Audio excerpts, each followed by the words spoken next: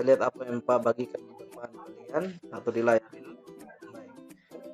Pak jelaskan, kalian mengikuti dari dalam buku kalian. Kalian bisa lihat kalian punya buku di situ untuk memastikan apa yang Pak jelaskan sesuai dengan apa yang kita pelajari hari ini. Nah, anak-anak, kita mulai dalam pembelajaran kita di pembahasan yang baru. Kemarin itu kita membahas mengenai hasil-hasil yang menonjol di Pulau Flores dan Alor. Kali ini kita masuk dalam pembelajaran kita mengenai hasil-hasil yang menonjol di Pulau Timor dan Alor. Nah, untuk pertemuan kali ini yang akan kita bahas adalah letak dan luas, keadaan tanah, juga iklim di Pulau Timor.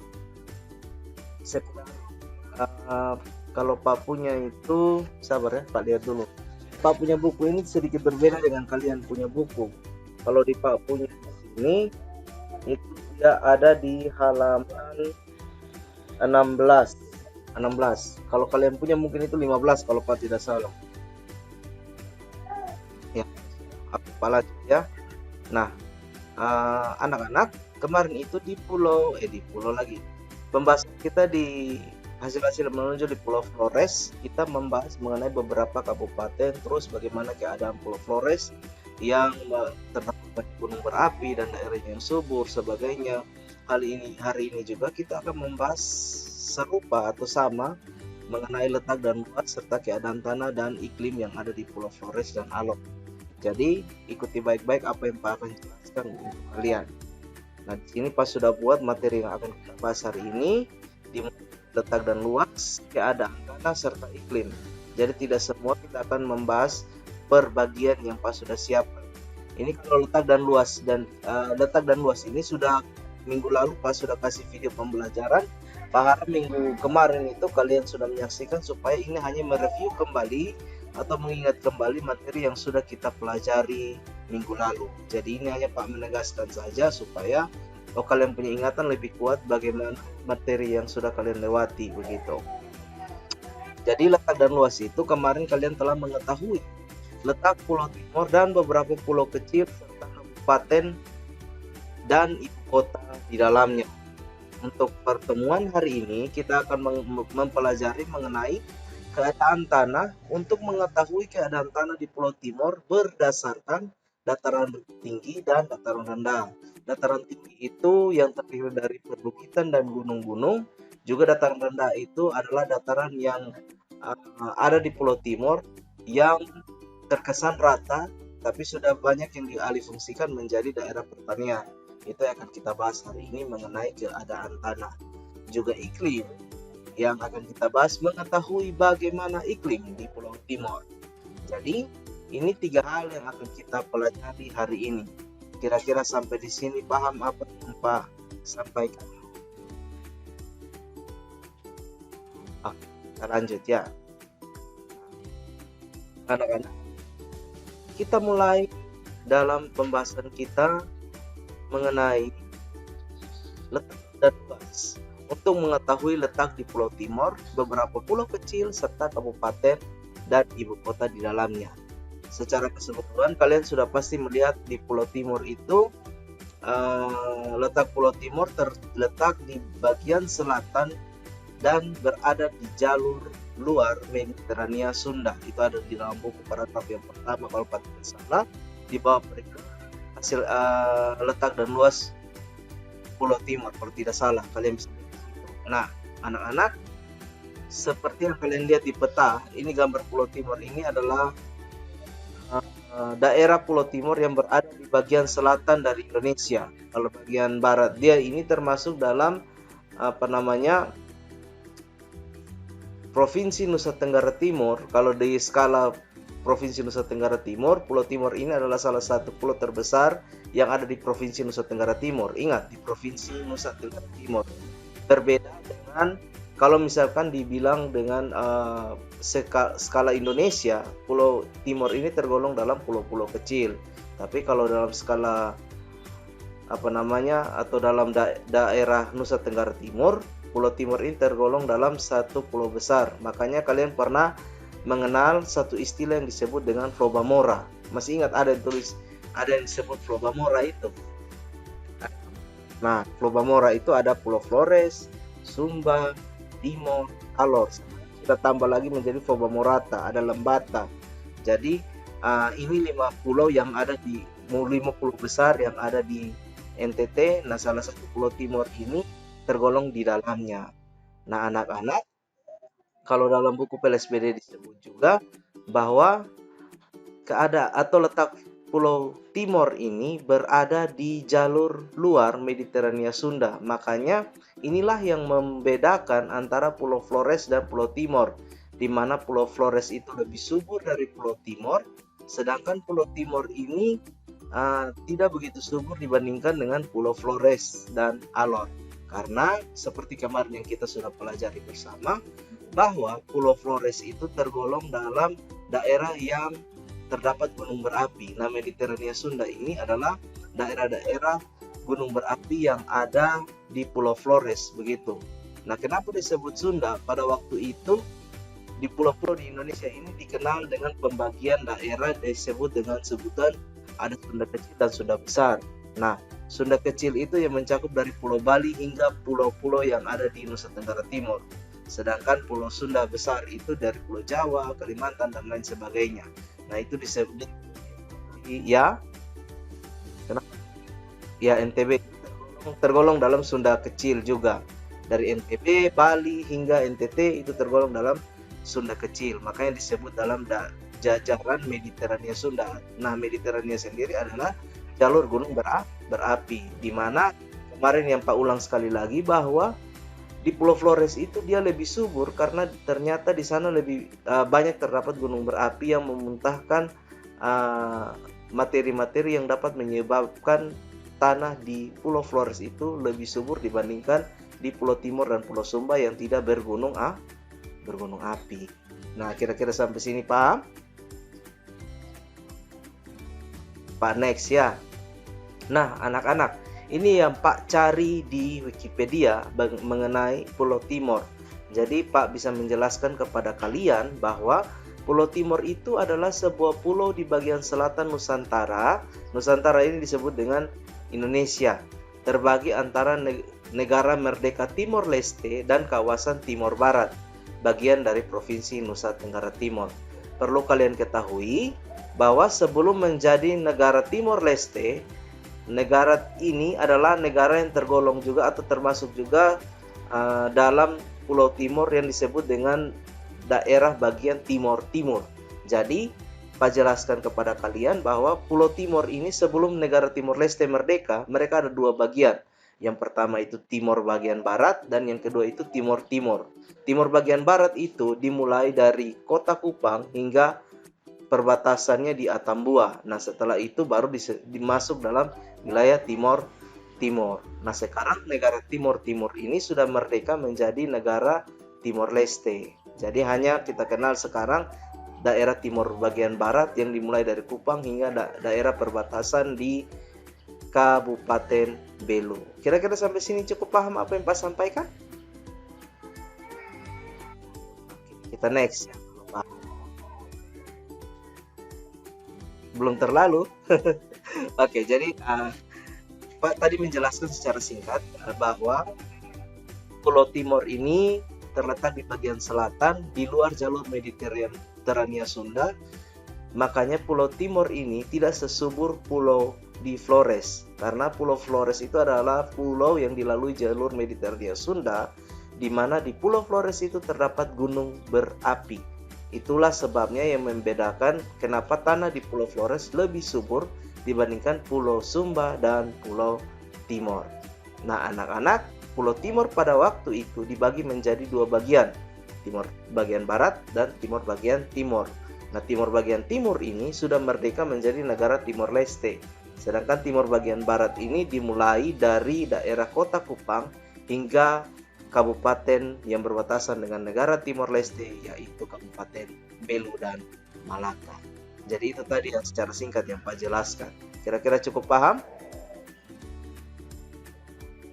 Oke, kita next. Nah, kita masuk dalam pulau-pulau kecil yang mengelilingi Pulau Timor Barat. Nah, anak-anak lihat ada beberapa, kalau di dalam buku di situ dicatat di bawah perikop letak dan luas disebut ada beberapa pulau. Dimulai dari Pulau Semau, ada Pulau Rote, Pulau Ndao, Pulau Dana, dan juga Pulau Sabu serta Raijua. Nah, ini dia punya peta. Kalau Pulau Semau ini dekat sekali dengan Pulau Timor. Dia masih masuk dalam daerah administrasi Kabupaten Kupang. Ini Pulau Semau. Nah, sedangkan Pulau Rote dan Pulau Sabu ini adalah pulau di luar dari Kabupaten Kupang. Dahulu, sebelum mereka menjadi Kabupaten Sabu Raijua dan Kabupaten Rotendao, kedua kabupaten ini masuk dalam daerah administrasi Kabupaten Kupang. Nah, sedangkan untuk Pulau Ndao adalah pulau yang berada dekat sekali dengan Pulau Rote. Ini dia punya gambar di sini, Pak sudah cari. Nah, ini petanya. Dia kecil sekali di sini. Ada juga Pulau Dana yang dekat juga dengan Pulau Rote. Terus ada Pulau Sabu dan juga pulau kecil di sebelah Pulau Sabu itu Pulau Raijua. Kalau pelajaran kelas 4 kemarin mengenai Kikaga yang tiba pertama kali di Pulau Raijua dan kemudian dia pindah ke Sabu. Nah, ini sudah gambaran Pulau Sabu yang didampingi dengan Pulau Raijua. Jadi ada beberapa pulau kecil yang mengelilingi Pulau Timur bagian barat. Itu dimulai dari Pulau Semau, Pulau Rote, Pulau Ndao, Pulau Dana, Pulau Sabu, dan Pulau Raijua. Sampai sini paham? Oke, kita next. Nah, anak-anak, kita masuk dalam materi yang sudah kita lewati bersama mengenai kabupaten dan ibu kota. Jadi, kalian sudah pernah lihat lambang ini atau tidak? Pernah? Nah, ini lambang apa kira-kira? Ada yang tahu?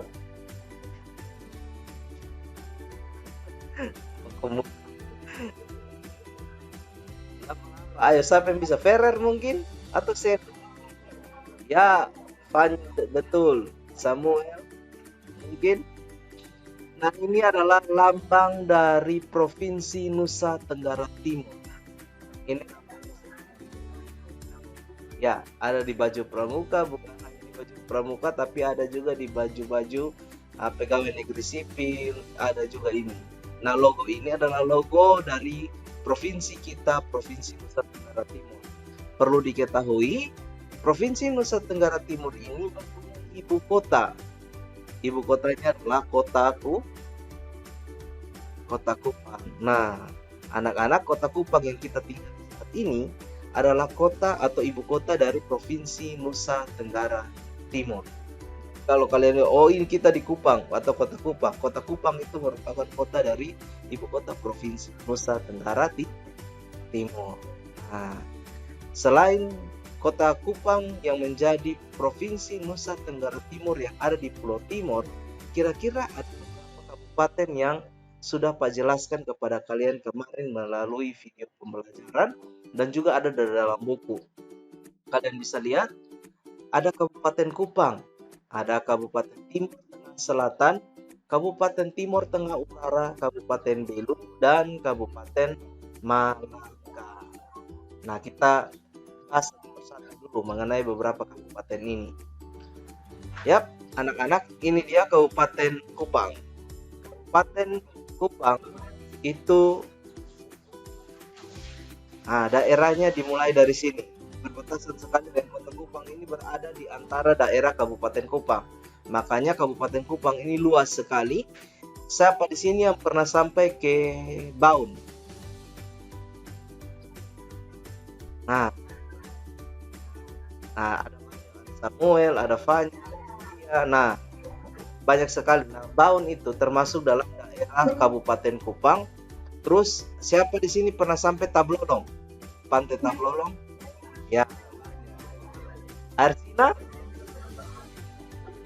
Nah, itu wilayah yang termasuk dalam wilayah Kabupaten Kupang. Jadi kalau kalian sudah pernah sampai Tablolong, Arsina, itu termasuk atau tergolong dalam wilayah Kabupaten Kupang. Nah, anak-anak, ibu kota Kabupaten Kupang sendiri adalah Oelamasi. Jadi kalau Pak balik, Oelamasi adalah ibu kota dari Kabupaten Kupang. Tadi Pak jelaskan bahwa Pulau Semau ini atau pulau ini juga tergolong dalam Kabupaten Kupang atau termasuk dalam Kabupaten Kupang juga. Jadi anak-anak, ternyata Kabupaten Kupang ini tidak hanya ada di Pulau Timur, tapi dia masuk sampai di Pulau Semau seperti Pak jelaskan tadi. Jadi ingat-ingat kembali bahwa Kabupaten Kupang ini beribu kotakan Kota Oela Masi. Nah, Pak lanjut ya. Yang berikut, ada Kabupaten Timur Tengah Selatan, TTS. Pak tanya dulu, siapa yang sudah pernah sampai ke TTS? Ada sih, Ferrer, Fanya. Nah, ya, Gwen, Fanya. Nah, ini dia. Ya, peta dari Kabupaten Timur Tengah Selatan. Ini kalau kalian lihat di Kabupaten Kupang, di sebelahnya ini dia berbatasan langsung dengan Kabupaten Timur Tengah Selatan. Dan Kabupaten Kupang juga berbatasan langsung dengan satu negara, yaitu negara Timor Leste. Ini ada di sini, di bagian atas sebenarnya. Nah, kita bahas dulu untuk Kabupaten Timur Tengah Selatan. Kabupaten Timur Tengah Selatan ini mempunyai ibu kota Soe. Jadi kalau balik, Soe itu ibu kota dari kabupaten apa? Nah, anak-anak, siapa di sini yang sudah pernah sampai ke Pantai Kolbano? Nah, kalau Oitune, nah, nah, Oitune dan Kolbano itu adalah salah satu atau pantai yang ada di, ya, Samuel benar sekali. Kalau sudah terakhir pasti pernah sampai ke Pantai Kolbano dan Pantai Oitune. Nah, Pantai Kolbano dan Oitune itu adalah pantai yang ada di Kabupaten Timur Tengah Selatan. Jadi kalau kalian sudah sampai di sana, berarti kalian sudah masuk di wilayah Kabupaten Timur Tengah Selatan. Nah, terus Pak tanya lagi, siapa di sini yang sudah pernah sampai ke daerah Fatum Nasi?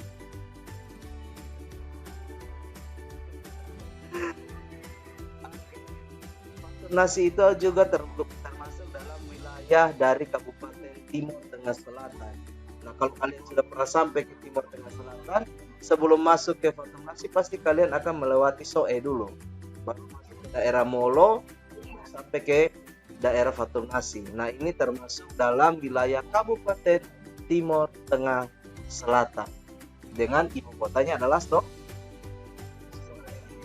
Nah, apa yang next? Ya, Mbak.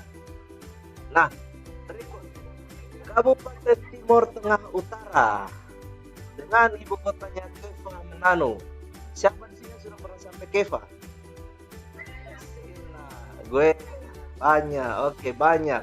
Nah, Kabupaten Timur Tengah Utara ini mempunyai ibu kota Keva Manado. Kalau kalian melewati perjalanan darat, kalau melewati Pulau Timur, mengendarai kendaraan roda 4, roda 2, baik menggunakan kendaraan pribadi atau umum, pasti kalian akan melewati kota-kota ini dari Soe lalu masuk ke Keva. Nah, Keva ini atau Keva lagi, Kabupaten Timur Tengah Utara ini berbatasan langsung dengan Kabupaten Timur Tengah Selatan dan Kabupaten Kupang serta Kabupaten Belu dan Negara Demokratik Timor Leste. Ini yang putih di sebelahnya itu adalah wilayah dari negara Timor Leste. Jadi negara Timor Leste ini tidak hanya ada di bagian timur dari Pulau Timor, tapi dia ada juga di tengah-tengah, di samping Pulau Timor ini. Kenapa demikian?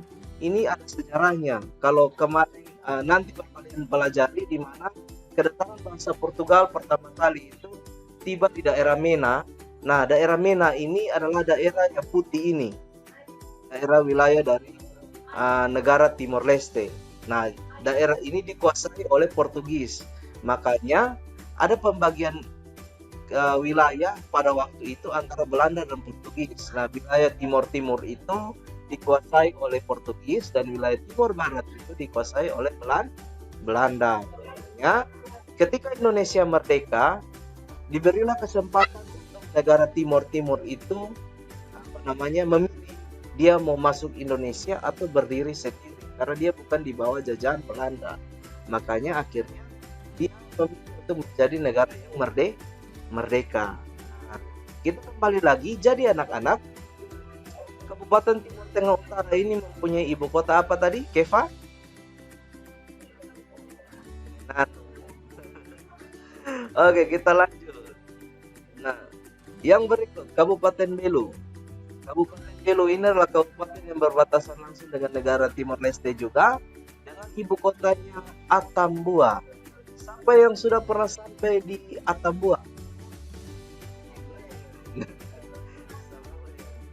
Nah, ini ibu kotanya ini adalah Atambua. Jadi kalau Pak balik, Atambua adalah ibu kota dari Kabupaten Belu. Nah, kita next lagi supaya cepat kita pembahasan. Ada kabupaten baru, Kabupaten Malaka. Nah, ini Kabupaten Malaka, ibu kotanya itu adalah Betul. Nah, jadi jangan terbalik. Kalau Pak bilang Belu, ibu kotanya Atambua. Jangan kalian bilang, Pak, ibu kota Kabupaten Belu adalah Betul. Itu salah. Nah, jadi perhatikan baik-baik. Kabupaten Malaka punya ibu kota Betul. Kalau Pak balik pertanyaannya, ibu kota Betul adalah ibu kota dari Kabupaten apa? Malaka. Nah, jadi kira-kira sampai sini paham apa yang Pak sampaikan mengenai kabupaten yang ada di Pulau Timur?